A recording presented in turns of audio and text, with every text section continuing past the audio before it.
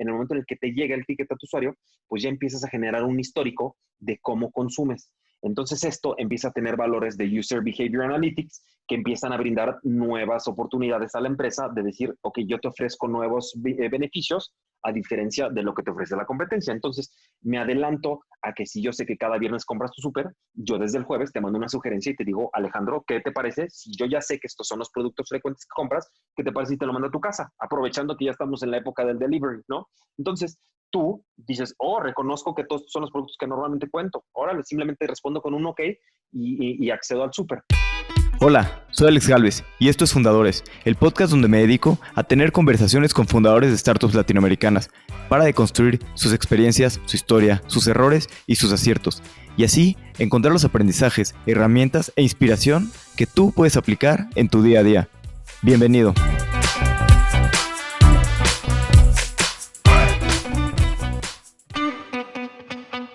Hoy estoy con Jesús Cisnero, fundador de Cubas Mobile, una empresa que nació desde el 2007 como una red social y que actualmente hacen infraestructura de SMS para verificación y autenticación de usuarios. 7.3 de cada 10 mensajes de Latinoamérica pasan por sus sistemas. Actualmente está en más de 100 países y siguen creciendo. Los últimos años formaron una nueva parte de la empresa, AirPop, que hace tickets de compra de manera digital, que no solamente ahorra papel, sino que sirve para tener mucho más data del consumo y comportamiento de los usuarios y que así las empresas puedan otorgarles mejor servicio. Espero que disfrutes esta entrevista. Jesús, bienvenido a Fundadores. Me gustaría conocer un poquito más de Cubas y cómo empezó, por qué sintieron que había esa oportunidad en el 2007, que fue pues, bastante temprano en cosas de telecomunicaciones. Estábamos hablando de una era en la que la telefonía celular ya se encontraba penetrada dentro del mercado mexicano. Sin embargo, la cantidad de usuarios que en ese tiempo tenía representaba muy poco en cuestión de los ingresos de los operadores. ¿Qué significa esto? Que los usuarios tenían un número, tenían una línea, tenían un celular inclusive, pero no eran consumidores de un servicio, no representaban un gran ingreso para los operadores. Entonces, a partir de esto, evidentemente existe una carencia de consumo de estos servicios. Únicamente se limitaba a dos vertientes, ¿no? La primera que era voz o la segunda era mensajes. Voz y mensajes en ese tiempo, pues evidentemente era un servicio caro o que debido al tipo de adecuación que existía en el mercado de este tipo de servicios, pues las personas no lo consumían de manera regular. Estás hablando que todavía se utilizaba mucho la telefonía fija, etcétera. Entonces, también estaba muy en auge el tema de las llamadas 044, que el que llama paga, programas de ese tipo, que al final hacían que las personas no se vieran forzadas o no fueran consumidoras de un servicio de telecomunicaciones de la manera en la que lo conocemos ahorita. Entonces, a raíz de esto es que decidimos poner al alcance de la población general que tuviera una conexión a internet, pues estás hablando de una computadora de escritorio, de una laptop, la capacidad de poder comunicarse con las personas o poder mandarle mensajes a sus amigos de manera gratuita. Inicialmente lo comenzamos con un servicio ilimitado. Tú te metías, te suscribías, te registrabas y podías agregar la cantidad de amigos que quisieras en el portal, ¿no? Y ese mensaje se les hacía llegar con el contenido libre que tú escribías. Sin embargo, pues nos salió el tiro por la culata porque evidentemente las personas empezaron a aprovechar mucho el servicio y el servicio que nosotros regalábamos pues se nos empezó a encarecer. Tuvimos alrededor de 75,000 usuarios registrados durante los primeros 10 días. Entonces, pues ya te imaginas la cantidad de consumo que eso implicaba, ¿no? Estás hablando que si mandaban alrededor de 3 mensajes al día, pues más o menos se iba alrededor de 250,000 mensajes diarios que nosotros le estábamos regalando a la gente. Entonces, pues eso explica el por qué tuvo tanto auge o ese crecimiento tan rápido. Sin embargo, pues llegó el punto en el que nos tuvimos que replantear o salirnos de esa fase beta que nosotros decidimos lanzar a producción. Y en esta segunda fase lo que hicimos fue que limitábamos el acceso a que nada más le pudieras mandar mensajes a 3 de tus usuarios. Entonces, las personas siguieron muy contentos con este servicio, los usuarios siguieron creciendo y empezamos a notar que vamos a decir que la curva se empezó a aplanar más o menos alrededor del usuario 1,5 millones, lo cual pues representaba ya bastante avance o penetración en el tipo de servicio. Entonces, teníamos muchos usuarios que eventualmente nosotros teníamos el enfoque de, pues vamos a limitar una que si las personas se meten al portal, pues vamos a crear simplemente una capacidad de publicidad dentro de ese portal, ¿no? Una visión bastante cerrada, muy limitada en cuanto a qué puedes hacer para poder monetizar este proyecto. porque pues evidentemente significaba que nosotros teníamos que seguir pagando o cubriendo con los costos de estos mensajes que le regalamos a los usuarios.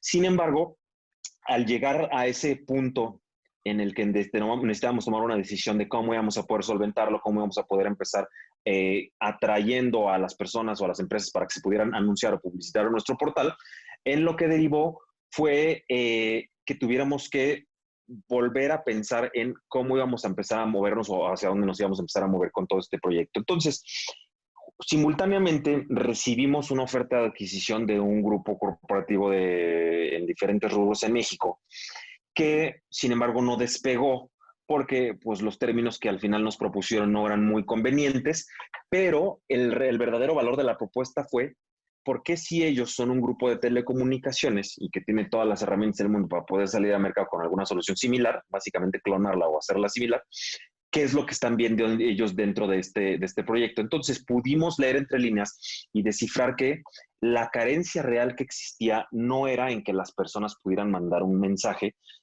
a sus clientes, sino que nosotros dábamos un sentido de inmediatez a través de una aplicación virtual, no aplicación como la conocemos, sino aplicación como un concepto de uso. A raíz de eso, lo que hicimos fue crear una subdivisión de servicios corporativos. Y te voy a poner el caso del primer cliente que tuvimos porque ese fue el que realmente nos abrió la visión para empezar a migrarnos a este tipo de servicios. La planta Volkswagen en Puebla tenía una división llamada Procesos Dinamómetros Motor, que es básicamente la división que se encarga de diseñar todos los motores que tú ves en los vehículos en un futuro cercano. Ellos hacían este proceso para los diseños de los motores para los modelos de 3 años en adelante. Entonces, este ambiente o esta cabina de pruebas lo que hacía es que les agregaba, después de 5,000, 10,000, 15,000 horas de uso de la prueba del motor en diferentes condiciones, una notificación a los ingenieros de cuándo había fallado. En ese tiempo, evidentemente había un lag o un desfase entre que el motor fallaba o se necesitaba reportar la información y que los ingenieros la recibían. Y el desfase era de alrededor de 12 a 24 horas. 24 horas si caía en fin de semana y 12 horas entre semana, porque si el motor fallaba a la 1 o 2 de la mañana, el ingeniero se enteraba hasta las, no sé, 10, 11 de la mañana que iniciaba su jornada laboral. Entonces, a raíz del ingreso de la tecnología BlackBerry en México, evidentemente ya tenías una notificación móvil que pudiera ser entregada. Sin embargo, pues estás hablando que en ese tiempo no existía ni siquiera la red 2G, era yo creo que la versión anterior. Entonces, si ahorita los correos electrónicos tienen un delay más o menos de alrededor de 35 minutos, imagínate en ese tiempo, es ese desfase del que estamos hablando. Entonces, la propuesta no salió de nosotros, salió a partir de un requerimiento de Volkswagen. Nos dijeron, ¿es posible conectar tu servicio con nuestro sistema para poder hacer la notificación en tiempo real? Y dijimos, evidentemente sí, porque contamos con la ingeniería, contamos con todo el mapping del proceso, todo ese pipeline, ¿por qué no? Pues nos aventamos, lo desarrollamos, se generó y voilà, el servicio empezó a ser consumido de una manera muy exitosa o satisfactoria para ellos, porque pues al final tenían la necesidad, nosotros pusimos la solución y pues, todo el ecosistema se puso alegre porque pudo funcionar, ¿no? Entonces, después de esto, pudimos ingresar con una compañía pues es una financiera, pues un banco básicamente, y lo que ellos nos propusieron fue, tenemos una gran cantidad de fraudes debido a la clonación de tarjetas. ¿Cómo le podemos hacer para nosotros si notamos un pico que sea anormal en cuestión de los parámetros de comportamiento financiero de un usuario? ¿Cómo podemos hacer para notificarle en ese momento y que la persona no se dé cuenta hasta su estado de cuenta de que pues, le metieron gol porque le clonaron la tarjeta y le firmaron en 20 lugares que no conocía? Esto pues evidentemente tenía un desfase de alrededor de 30 días, ¿no? Por si te la clonaban a principios de mes, tú recibías tu estado de cuenta al final, pues hasta el final de mes tú te dabas cuenta de todas esas transacciones que tú no hiciste. Esto significa una pérdida para las dos partes, una para los usuarios y dos para los bancos, ¿no? Entonces, este programa de protección de fraude, como se bautizó, lo que hizo fue que en el momento en el que los sistemas del banco notaban un comportamiento anómalo, lo que hacía es que mandaba una alerta al usuario. Estás hablando que los usuarios tenían feature phones o teléfonos que no tenían una capacidad de teléfonos inteligentes. Entonces, el mensaje de texto ha tenido grandes bondades desde su inicio, que es el factor de la inmediatez, porque no viaja a través de canales de data, sino viaja a través de la misma tecnología nativa del teléfono. Entonces, al haber esa inmediatez, pues a ti te tomaba alrededor de 20 segundos en lo que recibías la notificación de que alguien te hizo una transacción que tú no reconocías, simplemente respondías con un sí o un no, y en ese momento el banco tenía los parámetros suficientes para poder bloquear la tarjeta. Entonces representó una cantidad bastante simbólica o significativa para que el banco dejara de estar perdiendo, porque pues al final hay un tema ahí de seguridad para los clientes y de pérdidas monetarias para el banco, que es quien cubre con ese error o esa actividad delictiva. Entonces, pues ese fue el inicio a través de cómo empezamos a marchar, y eventualmente tuvimos que decirle adiós a la red social, tuvimos que decirle adiós a esta comunidad que teníamos como Qbuzz.com. Sin embargo, creo que ya estábamos bastante avanzados. Estás hablando de 1 o 2 años en el cual ya habíamos empezado a caminar con los servicios corporativos, y pues lamentablemente no pudimos hacer un cambio del nombre y nos quedamos con esa identidad, Qbuzz, ¿no?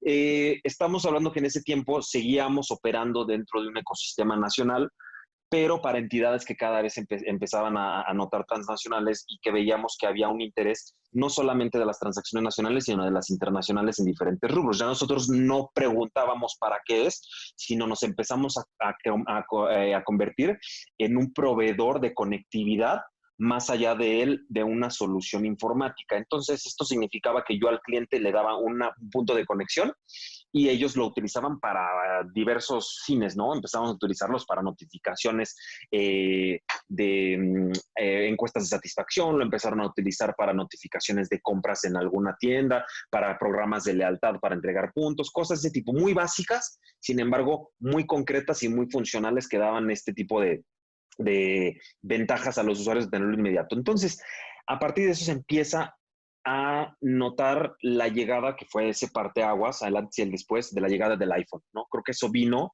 a irrumpir o a cambiar por completo la manera en la que se empezaron a hacer desde los negocios hasta las comunicaciones entre usuarios, porque si bien nosotros empezamos a ver un decremento en las comunicaciones P2P, que son básicamente person to person o usuario a usuario, pues sí empezamos a notar que empezaban a existir nuevas necesidades sobre cómo comunicarse con un usuario. Estás hablando que en ese tiempo pues, todavía no tenías un WhatsApp, todavía no tenías un Messenger como tal utilizado para fines corporativo-usuario, sino era meramente comunicación usuario-usuario o corporativo-usuario. Entonces, nosotros nos metimos en el eslabón de los procesos de seguridad. ¿Por qué? Porque 1 o 2 años después de que se introdujo el iPhone, se introdujo lo que era la App Store.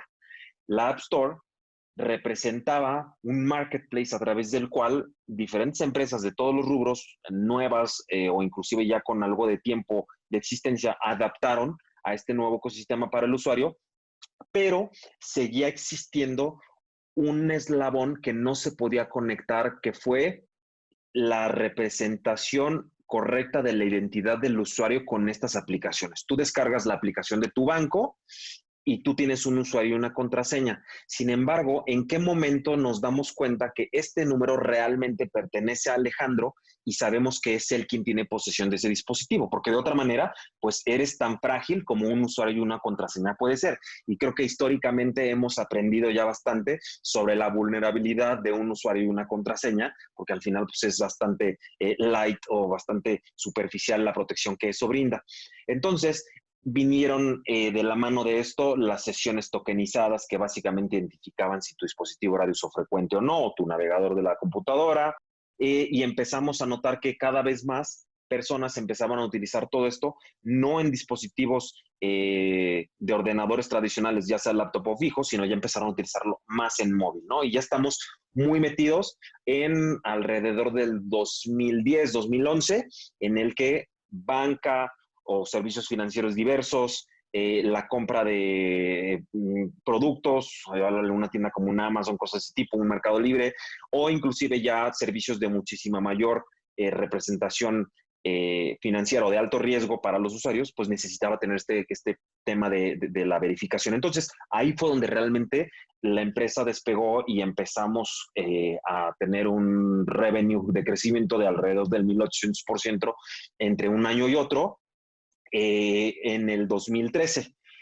¿A qué se debió esto? Literalmente a la incorporación de estos marketplaces o de estas nuevas aplicaciones para poder nosotros meternos en ese eslabón. Entonces, en el momento en el que empezamos a dar esta conectividad, pues no se la empezamos a dar solamente a las empresas nacionales, sino que realmente nos dimos cuenta que existía una carencia de las empresas internacionales por entrar a México. Y aquí ya me voy a empezar a meter en otro rubro, que es el rubro de las telecomunicaciones, porque llegaban estas empresas globales y decían, yo necesito la conectividad en México.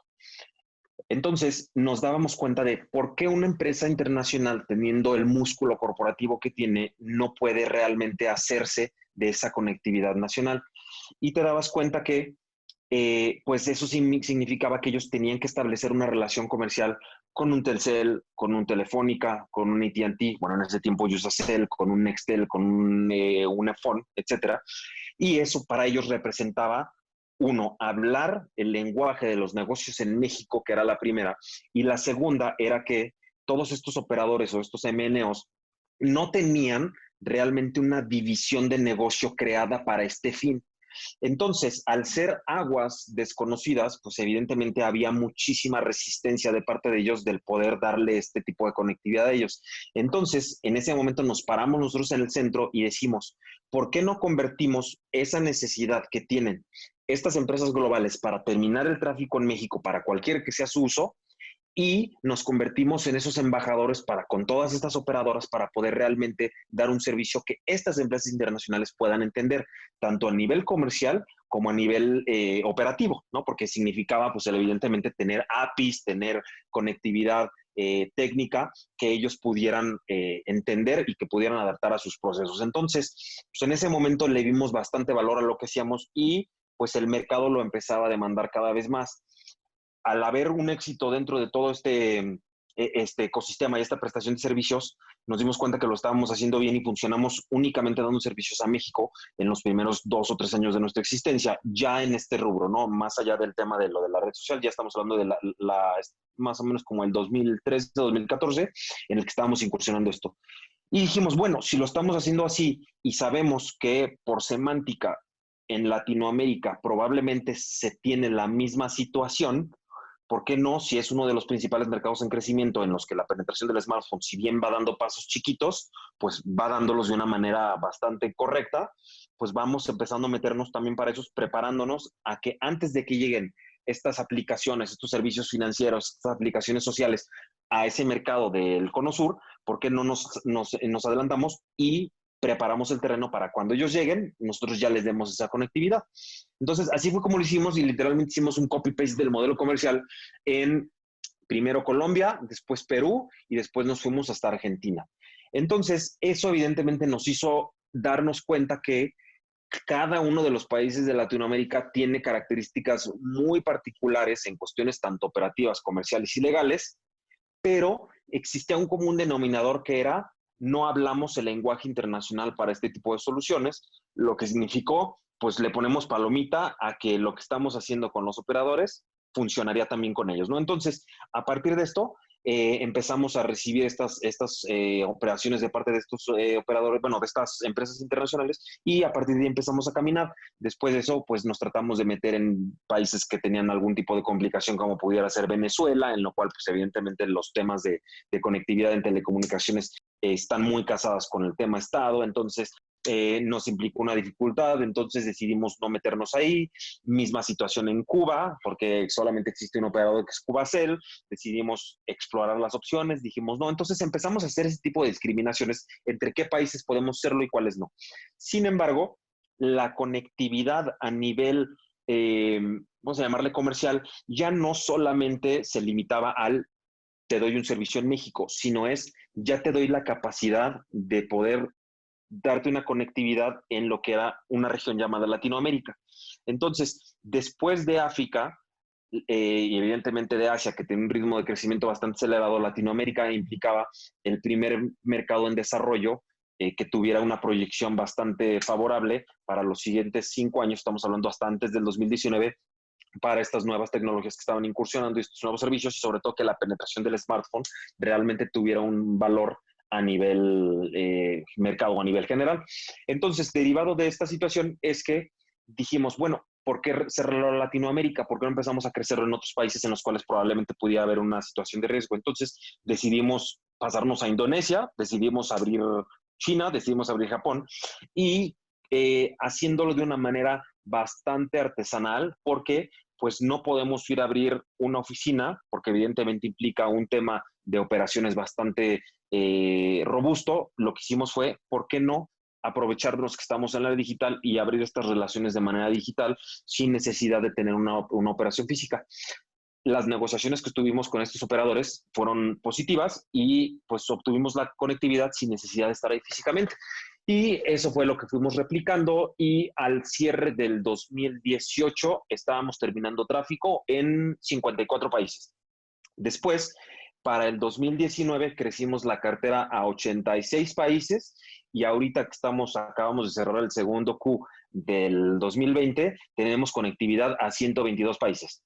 Entonces, evidentemente, vamos a decir, esta cantidad de países no significa que seamos el número uno proveedor en todas estas regiones, bueno fuera, pero sí te puedo decir que en Latinoamérica, por la cantidad de tráfico que manejamos, alrededor de 7.3 de cada 10 mensajes que salen en relación a aplicaciones o a verificaciones de usuario o a two-factor authentication o a procesos de seguridad o mensajería que tengan que ver con application to phone, pasan a través de nuestras venas.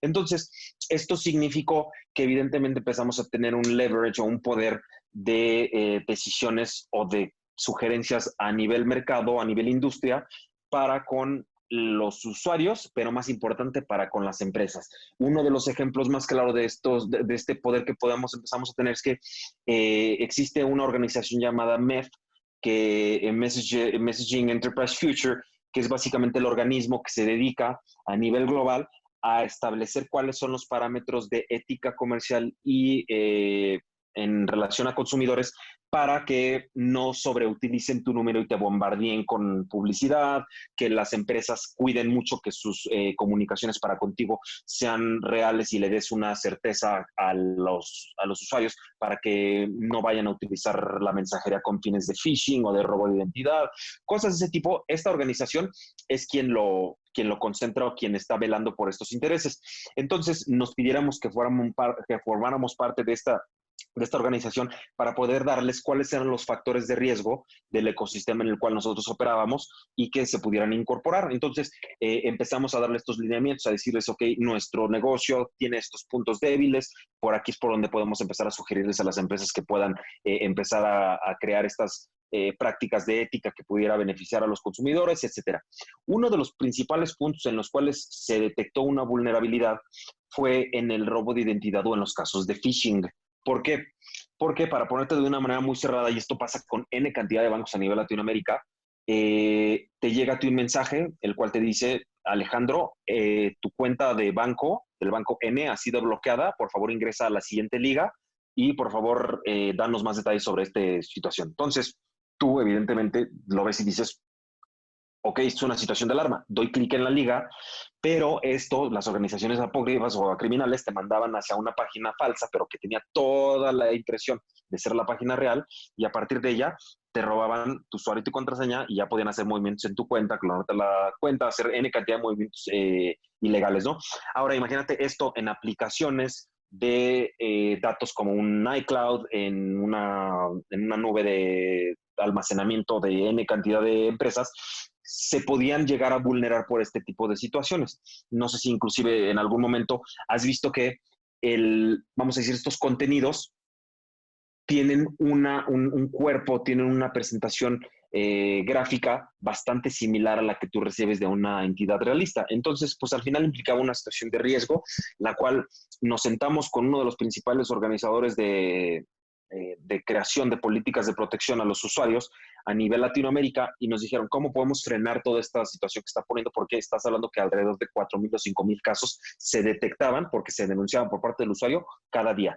Entonces, esto a nivel pérdida monetaria para los bancos implicaba algo grande, también para los usuarios. Entonces, se necesitaba llegar a un punto de encuentro. Entonces, para esto se nos unió a la conversación Google, y Google nos presentó la situación y nos dice, ¿qué puedo hacer yo para poder blindar un poco más este proceso?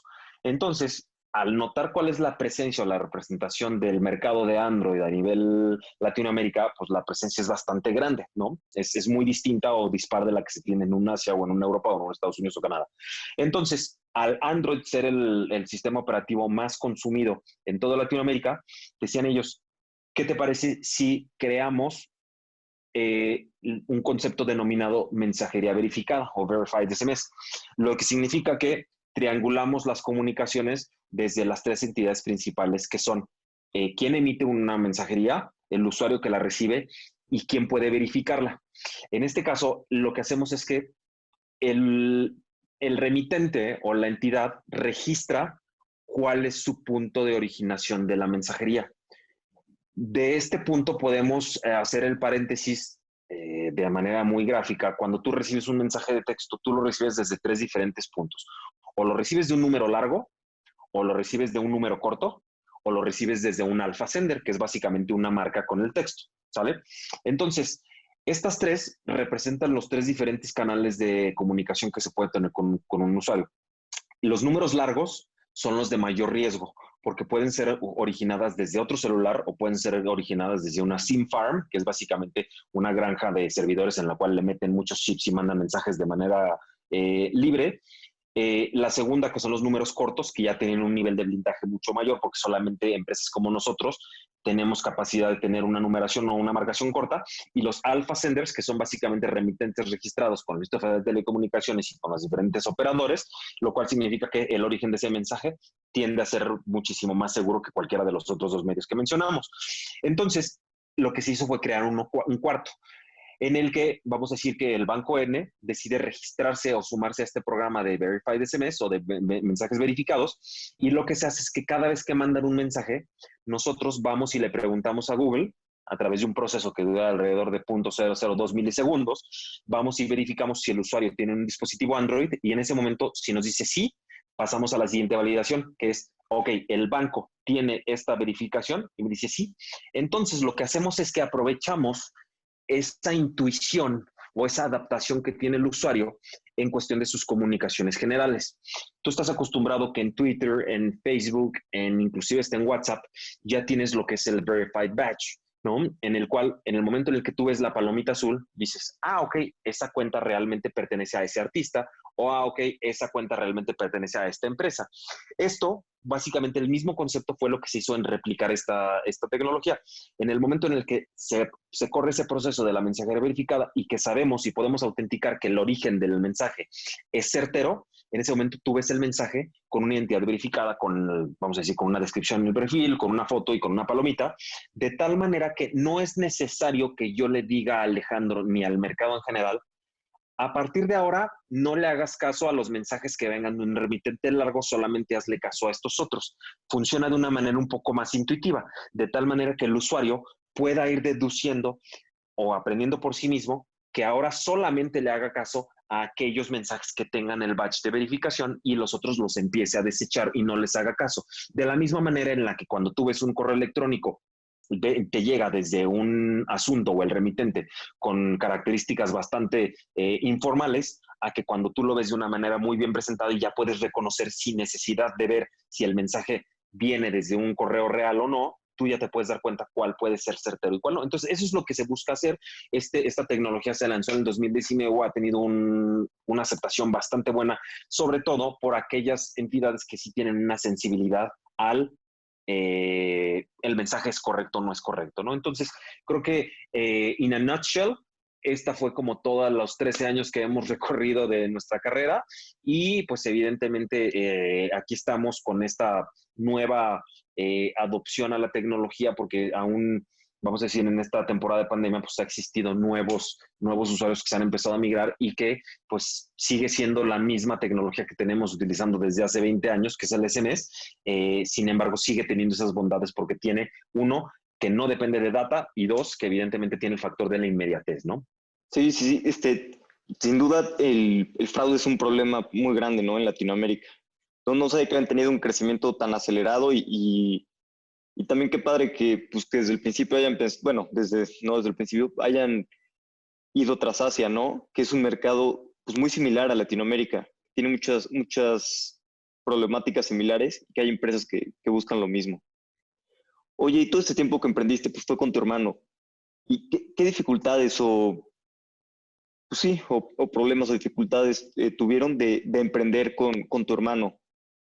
Porque pues, a veces puede ser complicado, ¿no? Estar con la familia y, digo, tiene sus ventajas, pero pues también por otro lado tiene un poco de desventajas, ¿no? No separas tanto lo laboral y pues, todo el tiempo estás trabajando, lo laboral y lo familiar, todo el tiempo estás trabajando y demás. Claro, creo que aquí algo que nos ayudó mucho fue que desde el inicio tuvimos bastante delimitado cuáles eran las áreas de correspondencia o de responsabilidad de cada quien. Te lo voy a poner de una manera muy coloquial y como siempre lo hemos explicado. Los primeros 5 años de la empresa únicamente la conformamos 4 personas. Los primeros 3 éramos literalmente mi hermano y yo. Después contratamos a un desarrollador y después contratamos a un asistente que nos pudiera echar la mano con todas las demás cuestiones como interdependencias, ¿no? Pero realmente siempre fue, mi hermano se encarga de la parte de la ingeniería, yo me encargo de la parte comercial. Así de sencillo. ¿Por qué? Porque creo que fuimos bastante honestos en cuanto a cuáles eran las aptitudes de cada quien. Ni yo me iba a meter en cuestiones de procedimiento o de operación, porque al final siempre se tuvo mucho el, vamos a decir, la premisa de que los productos son consumidos por desarrolladores, son consumidos por ingenieros y necesitan hablar ese mismo lenguaje. No es lo mismo yo venderle una computadora a un ingeniero que vendérsela a un estudiante de secundaria. ¿Por qué? Porque uno lo va a ver con un perfil bastante superficial, muy social, muy en cuestiones de qué puedo hacer de manera bastante práctica, y el otro se va a meter hasta las entrañas de ver cuál es el procesador, cuál es la tarjeta madre, qué características tiene una tarjeta de video. Entonces, esa es una analogía bastante sencilla del cómo podemos entender cómo yo a nivel comercial no tenía que meter mi cuchara en cuestiones de términos operativos. Evidentemente, teníamos mucho esa comunicación de manera muy fluida en cuestión de qué va a ser fácil vender, cómo va a ser la percepción a nivel comercial, a nivel mercadológico y cuál va a ser la percepción en nivel técnico. Entonces, estos primeros 5 años, creo que el diferenciar o el establecer una línea muy clara en cuanto a quién hace qué fue la clave del éxito para poder no estarnos, vamos a decir, poniendo el pie entre cada uno, sino realmente verlo como un elemento de mancuerna, un elemento de conjunto de esfuerzos para poder realmente salir hacia adelante con un producto que pudiera ser de valor y, como toda gran civilización, no sucumbir o no hacer una implosión desde adentro, sino que los factores de riesgo vinieran de afuera y que nosotros nos pudiéramos adaptar y dejar que la casa estuviera, vamos a decirlo, operable para no vernos afectados por ese tipo de situaciones. Qué bueno que tenían todo claro y que se dividieron bien las cosas y pudieron, pues, pues no cualquiera logra crecer tan rápido, ¿no? Y aguantar tanto crecimiento. Es correcto, sí. Y hablando un poquito de AirPop, ¿cómo fue que vieron esta nueva oportunidad, este spin-off? ¿Y por qué decidieron pues, hacerlo una empresa independiente y atacar el mercado? Claro, AirPop sale de la inquietud de poder meternos más en el segmento enterprise o en el segmento venta directa hacia los clientes, hacia un mercado, que lo que hacemos hasta el momento. Hasta el 2019, alrededor del 96% de nuestras ventas o de nuestra facturación, de todo el revenue que tenemos, iba asignado a empresas que nos consumían con la intención de únicamente darles conectividad, lo que significa que nosotros somos un silent partner, somos un proveedor de infraestructura, vamos a llamarle virtual, en el cual pues simplemente conecto punto A a punto B y lo que hago es ver el tráfico, ¿no? Pero realmente nunca hemos tenido o nunca habíamos tenido hasta el 2019 realmente una interacción de un servicio empresarial que pudiera solucionar un problema en específico en la comunicación hacia el consumidor o que tuviera realmente un valor de presencia a nivel mercado, vamos a llamarle end user, en lugar de solamente ser un servicio back-end. Entonces, vimos que el ecosistema empezó a moverse un poco hacia él. No solamente me dedico a ofrecer la conectividad, porque en un país desarrollado como Estados Unidos, Canadá, Europa, Asia, se tiene un área de sistemas definida dentro de las empresas. Tú tienes una empresa de real estate, tienes una empresa de combustibles, tienes una empresa de venta directa a cualquier tipo de producto y normalmente tienes un encargado de sistemas que se encarga de desarrollarte algo, de llevarte a hacerte community management, de llevarte algo que tiene que ver con, vamos a llamarle la parte de desarrollo como tal. Sin embargo, en Latinoamérica, las empresas no tienen ese enfoque, porque evidentemente al formar parte de economías emergentes, en el cual pues, alrededor del 92% del Producto Interno Bruto de las naciones se integran por pequeños y medianos negocios, estos pequeños y medianos negocios early stage, porque la mayoría son de 3 años o menos, no tienen los recursos o no se tiene inclusive la cultura para poder enfocar los esfuerzos en las áreas de sistemas o de desarrollo, lo que significa que estas empresas están acostumbradas a utilizar software que nosotros conocemos como off the shelf.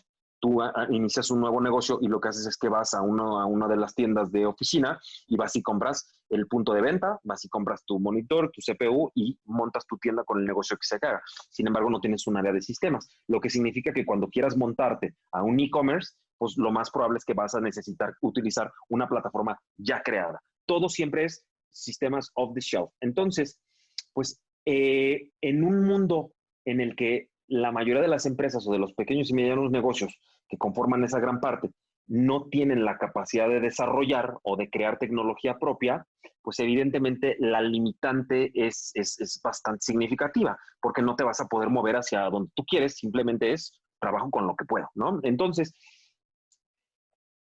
al momento de nosotros idear o poner sobre la mesa cuáles eran las diferentes opciones a través de las cuales podíamos crear una solución que realmente pudiera ser de uso o consumo para estos pequeños y medianos negocios, inclusive para usuarios independientes, tuvimos 4 o 5 proyectos diferentes que evaluar, pero el más significativo era aquel que no solamente se enfocaba en el área comercial, sino también se enfocaba un poco en hacer una diferencia en un comportamiento que ya hayamos consumido. Como te comentaba al inicio de la entrevista, eh, pudimos ser testigos de la evolución de un mercado llamado telefonía móvil, desde que estaba pues vamos a llamarle en pañales, hasta el momento en el que está en su versión más avanzada, que es la de ahorita, y hemos sido un eslabón de la cadena desde el inicio. Entonces, lo que hemos visto es que podemos adaptarnos a estos diferentes stages en los cuales se desarrolla un servicio y dijimos, bueno, si pudimos en algún momento cambiar o formar parte de este eslabón de cadena de suministro a cómo se fue migrando ahorita, ¿por qué no cambiar algo que sepamos que sigue siendo o sigue haciéndose uso de la misma manera desde hace mucho tiempo? Entonces, lo primero que hicimos es, ¿cómo puede ser que tengamos tanta incursión en el e-commerce, en medios digitales o en diferentes metodologías para las compras o para el retail y seguimos utilizando los mismos comprobantes de papel que se siguen utilizando desde hace 100 años, ¿no? Dijimos, uno, tienen un alto impacto en cuestión de consumo de papel y muchas de las personas están ya buscando la manera en la que puedan salirse de esa práctica. Lo vimos de una manera muy orgánica en México, que era el dejar la práctica del uso de bolsas de plástico, lo cual se nos hizo bastante interesante porque vimos que las empresas se pudieron adaptar a esto y no lo hicieron a partir de una iniciativa propia, evidentemente lo hicieron bajo demanda de una tendencia ecológica o de una ecoconciencia a partir de los consumidores. Entonces dijimos, bueno, ¿por qué no empezamos partiendo de una idea similar en la cuestión del ticket? Necesitamos como realmente crear una solución que pueda ser tanto benéfica para los consumidores, pero que sabemos que de entrada nos la van a batear las empresas si no es una empresa, un emprendimiento o un producto que sea de fácil incorporación. Tuvimos la oportunidad de juntarnos con Carrefour en España, porque uno de los principales países con los que tenemos operaciones es en España. Entonces nos comentaba el Consejo de Comunicaciones que tenían mucho la iniciativa de poder hacerlo, ya tenían como 5 años con esa iniciativa sobre la mesa, sin embargo tenían el mismo reto. No podían ellos incorporar nuevos procesos dentro de todo este proceso de ventas que ellos tienen de sus sistemas, porque cualquier solución que ellos habían considerado significaba el hacer modificaciones muy grandes a todos sus procesos. Decían, entonces, como es tanto lo que nos implica de entrada, pues lo vamos a tener que descartar. Entonces, si ustedes pueden llegar con nosotros a través de una solución que sea, nosotros le conocemos como seamless o sin costuras, que no implica el tener que adaptar toda esta infraestructura a algo nuevo, podemos considerarlo. Duramos 2 años en Research and Development, en poder crear una solución que para ellos significará as is o mantén toda tu infraestructura exactamente como la tienes y crear algo que puedas incorporar sin que implique un movimiento. Entonces, dijimos, bueno, si ya tenemos bastante expertise en el desarrollo de APIs, de conectividad, ¿por qué no lo manejamos de una misma manera? Entonces, lo que hicimos fue que creamos un SDK, un Software Development Kit, el cual simplemente estas empresas lo que hacen es lo incorporan y a partir de los mismos parámetros de cómo ellos ya lo manejan, empezaron a transmitirnos los datos que nos permitieran a nosotros el entregarle el ticket de manera digital al usuario. Esta fue, vamos a decir, la versión beta, porque lo único que buscábamos era el poder convertir el ticket de papel en un ticket digital. Lo logramos, lo presentamos y la siguiente ronda de comentarios fue, ok, me parece muy bien, pero ¿qué más podemos hacer? No solamente debemos de detenerlo ahí. Entonces, seguimos con otra ronda de 6 meses de research y lo que encontramos fue que si estábamos dando, pues evidentemente, una transformación a través de una ventana HTML o de un navegador, pues ¿por qué no le metemos muchísimas más cosas que realmente puedan darle un valor al usuario? Entonces, el ticket empezó a crecer con, tienes un ticket digital, pero además de eso le empiezas a agregar procesos que normalmente el usuario no tenía acceso a. Uno de los ejemplos más claros es uno de los retails que nos utiliza en México tiene su propia tarjeta de crédito. Entonces, esta tarjeta de crédito, pues evidentemente la hacen a través de, tú llegas a la caja, haces las compras y dentro de los siguientes 2 minutos se te va a acercar de un kiosco una persona que te va a decir que si te interesa la tarjeta de crédito de la tienda y te va a hacer que llenes una forma. Esa forma ellos la meten a su departamento de aprobaciones o de revisiones y posteriormente te notifican si estás aprobado o no, o te lo pueden hacer al momento. Y pues eso implica un trámite de alrededor de 45 minutos en el que pues es básicamente un banking enrollment, ¿no? Básicamente lo que hacen es que te hacen o te convierten o te dan la oportunidad de convertirte en un tarjetaviente. Entonces dijimos, bueno, ¿por qué no utilizamos ese principio o esa idea para poder plasmarlo en uno de estos ventanas de oportunidad que tenemos, estos engagement hooks? Entonces, lo que hicimos fue, la capacidad que tienen estos kioscos para poder acercarse a los usuarios es únicamente alrededor de 3 de cada 10 usuarios. ¿Por qué? Porque no tienes más gente que pueda atender a la cantidad de flujo que va saliendo. Entonces dijimos, bueno, ¿por qué no hacemos que en lugar de que se acerque ahí, se lo metemos en el mismo ticket? Entonces, en el momento en el que tú ves el ticket, por abajo te dice, ¿por qué no sacas la tarjeta de crédito a la tienda? Solicítala aquí. Entonces, en el momento en el que das clic, te abre la forma, tú la llenas al momento o en tu casa cuando estás en el sofá descansando y lo que hace es que el proceso del check para hacerlo con este centro de aprobaciones sucede de una manera automática, porque eso ya sucedió de una manera automática. Lo que hicimos nosotros únicamente fue vincular el proceso. Entonces, un proceso que normalmente tomaba alrededor de 45 minutos, nosotros lo pudimos acotar alrededor de 30 segundos. Entonces, ese es uno de los ejemplos más sencillos de cómo la tecnología empezó a beneficiar a las dos partes. Al consumidor, porque le daba la oportunidad de ser bancarizado de una manera mucho más rápida y eficiente, y también a la tienda porque le permitía un proceso en el que ya estaba interesado en hacerlo de una manera sin costuras. ¿Por qué? Porque significaba que sin que el usuario se sintiera asediado o molestado de, ay, me están queriendo vender una tarjeta de crédito, me están queriendo vender un reclutamiento, un programa de lealtad, etcétera, simplemente tienes la capacidad de poder hacerlo en el teléfono sin ningún problema, ¿no? Entonces, eso después derivó en otra situación. Nos decían, ¿cómo puedo hacer para que todas mis personas puedan abrir un ticket? Porque no todas las personas tienen internet. Todo el mundo tiene internet en las aplicaciones que son gratuitas, que son un WhatsApp, unas redes sociales como un Facebook o Twitter, pero su navegador no siempre tiene internet. Entonces, ¿cómo voy a poder hacer para que las personas lo hagan? Lo que hicimos fue acercarnos con los operadores y lo que hicimos fue cerrar un contrato a nivel Latinoamérica con todos estos grupos para patrocinar datos, de tal manera que cuando las personas ven su ticket y abren la liga, sin importar si tienen internet saldo o no saldo, Wi-Fi o no Wi-Fi, las personas siempre tienen acceso a todas estas herramientas de conectividad. Entonces, son diferentes piezas, diferentes elementos en una ecuación que al final lo que hace es proporcionar beneficios tanto para el consumidor como para la empresa. Y después de eso, escalamos a la siguiente versión de AirPop, que es no solamente te doy el Air Proof of Purchase, que es algo que significa AirPo, sino también empiezo a generar data que normalmente era anónima.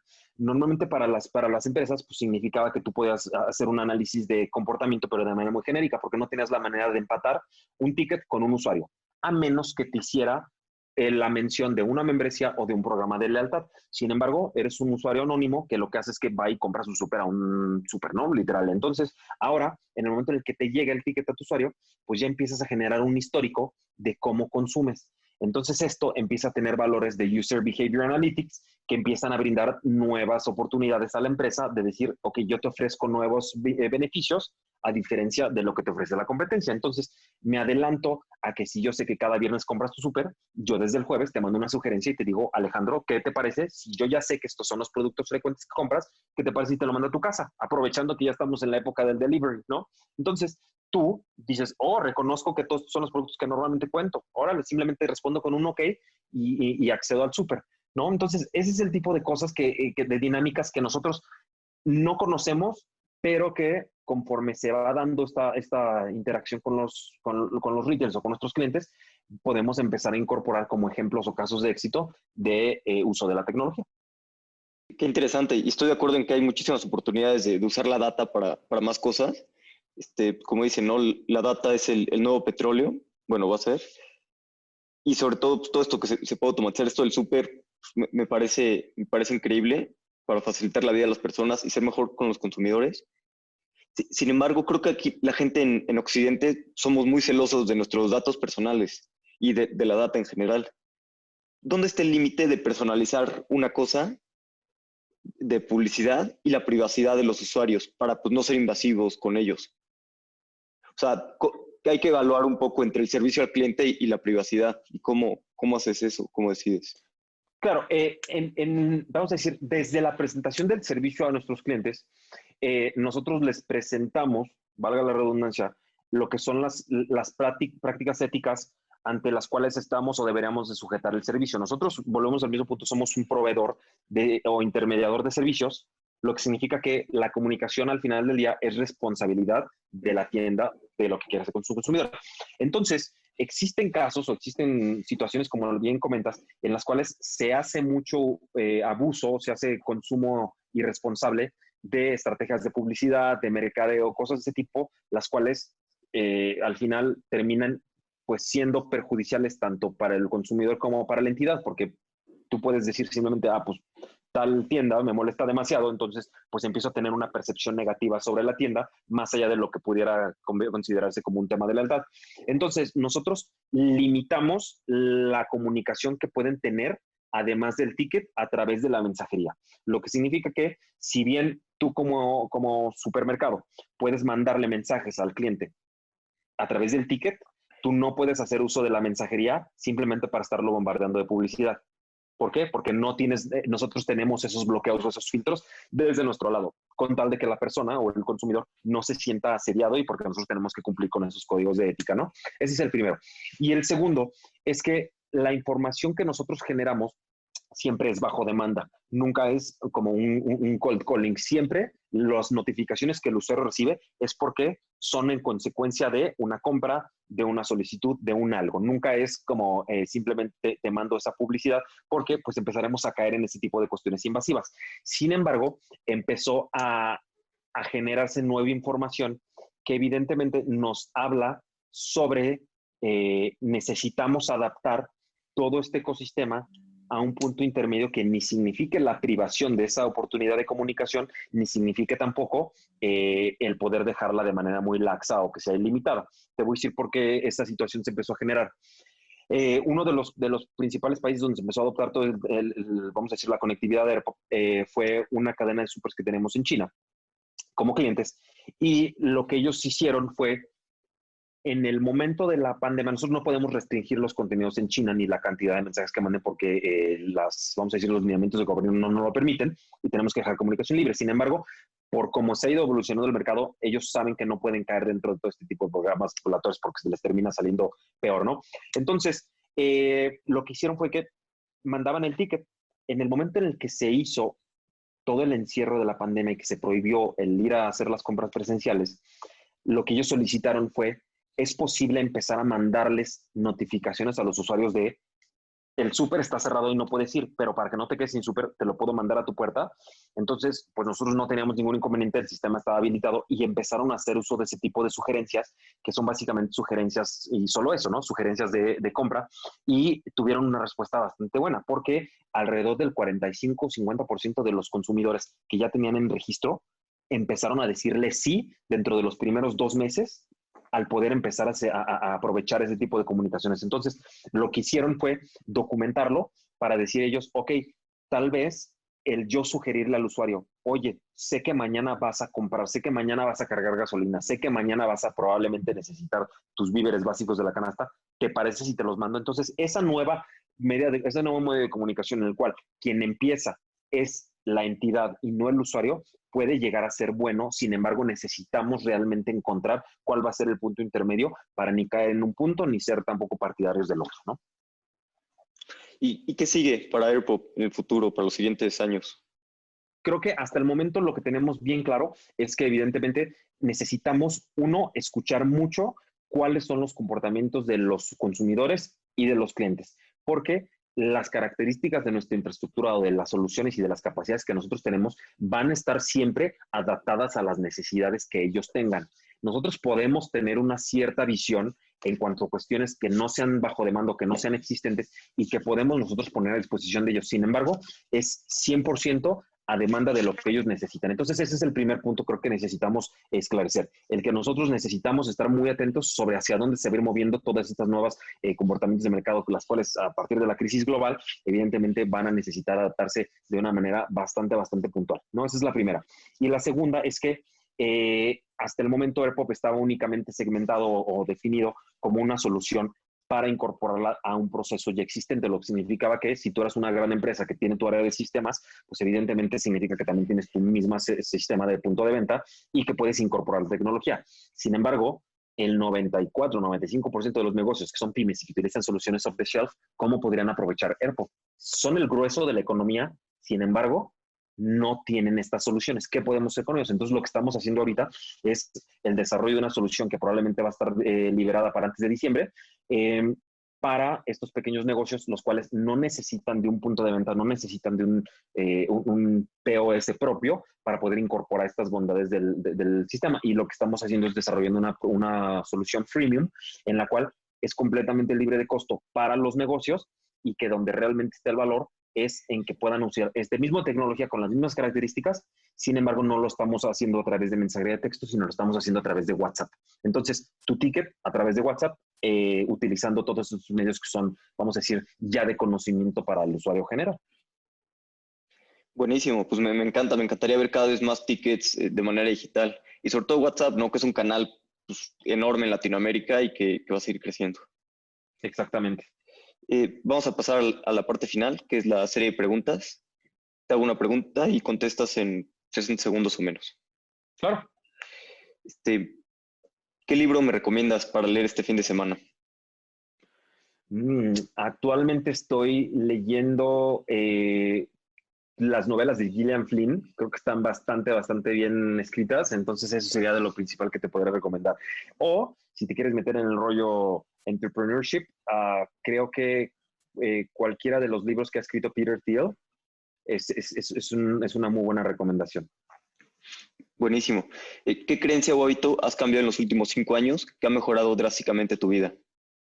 La simplicidad, el deshacerme de todo aquello que sé que pudiera desenfocarme o moverme de perseguir los objetivos de una manera clara, evitarme o meterme en intermediación entre moverme del punto A o B, creo que ha sido la clave, el poder tener enfocado exactamente hacia dónde quiero ir, porque pues navegar sin tener un punto específico hacia dónde movernos y no tener documentados los procesos, ser un poco más metódico en cuanto a medición de avances y saber hacia dónde proponemos evolucionar es básico para poder llegar a ese punto.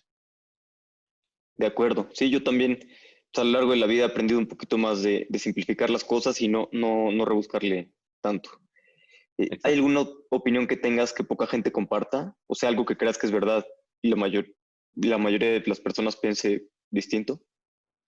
Creo mucho en la obtención o la lectura entre líneas para poder obtener un conocimiento que probablemente no esté ahí y que la mayoría de la gente no es capaz de reconocer a simple vista, y que toma un análisis mucho más profundo, en el cual al momento de compartir una idea sobre cualquier tema, muchas de las personas tenemos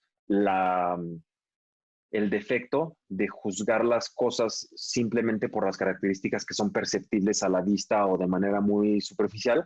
Sin embargo, en el momento en el que te tomas el momento para analizar tanto el qué te llevó a analizar esto que estás analizando y cuáles van a ser las consecuencias y lo que haya como derivado de esa decisión, de esa opinión, de ese producto, de lo que tú quieras, de esa idea, es la que realmente tiene una importancia. Pensar un poco más a largo plazo, más que al corto, y satisfacer las necesidades no inmediatas, sino buscar un poco más sobre aquello que realmente te genere un rédito emocional, económico, de satisfacción familiar, etcétera.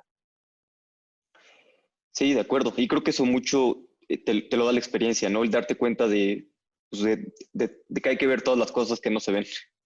Exacto. Creo que eso es lo principal que te podría decir. ¿Hay alguna inversión en específico que haya valido mucho la pena? Puede ser tiempo, dinero, energía. Algo de lo que nos hemos estado dando cuenta dentro de los últimos 3 años del desarrollo de todo el negocio ha sido que cada paso que hemos dado, no todos han sido correctos, evidentemente, pero de algo que nos hemos dado cuenta es que las pequeñas decisiones, o que pudieran parecer como pequeñas decisiones, evidentemente en algún punto van a venir a cobrarte la factura, ¿no? Estás hablando de que una decisión que tomamos nosotros hace 6 años, en 2014, acabamos justamente ayer de recibir una noticia en cuestión del desarrollo de negocio que estamos haciendo, que se pudo mover hacia el lado positivo más que el negativo y nos permitió crecer de una manera por una decisión que tomamos hace 6 años. Algo que en su momento evidentemente no consideramos, pero sin embargo es importante tomar en cuenta que cualquier decisión necesita ser evaluada con las consecuencias que pudieran darse en un corto, mediano y largo plazo. Creo que esa sería la mejor manera de poder presentarlo, que las inversiones tienen que ser las decisiones. Si pusieras un mensaje en un billboard, en un espectacular, que todos lo fueran a ver, ¿qué te gustaría poner? Learn what you are and be such. Creo que ese es uno de los principales. Lo aprendí cuando estaba muy pequeño. No recuerdo ni siquiera el lugar en el que lo leí, pero creo que se me ha hecho muy uno de los principales ejes de vida, que es aprende qué es lo que eres y sé, ¿no? En toda la extensión de la palabra, disfrutándolo, aprendo de los errores, sabiendo exactamente cuál es ese papel que juegas, tu responsabilidad en la materia, y permitirte que eso sea quien te haga evolucionar y no solamente mantener estático una postura, ideas, negocio, etcétera. Jesús, muchas gracias por tu tiempo. El tiempo es lo más valioso que tenemos. Siempre podemos hacer más dinero, pero no más tiempo. Así es. Muchísimas gracias a ti, Alejandro, por la oportunidad de participar en tu espacio. Gracias a ti.